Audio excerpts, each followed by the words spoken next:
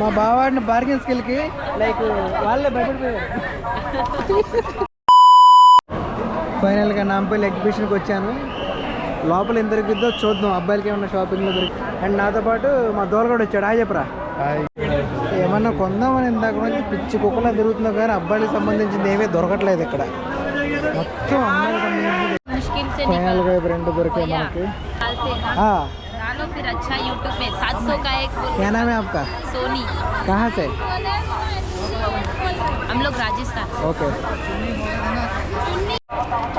మా బావాడిని bargain స్కిల్కి like వాళ్ళే భయపడిపోయారు.